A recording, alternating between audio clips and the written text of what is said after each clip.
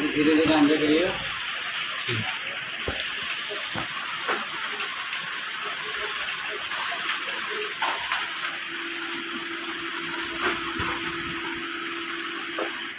अंदर जाइए ना। हाँ दुकान में लॉक है।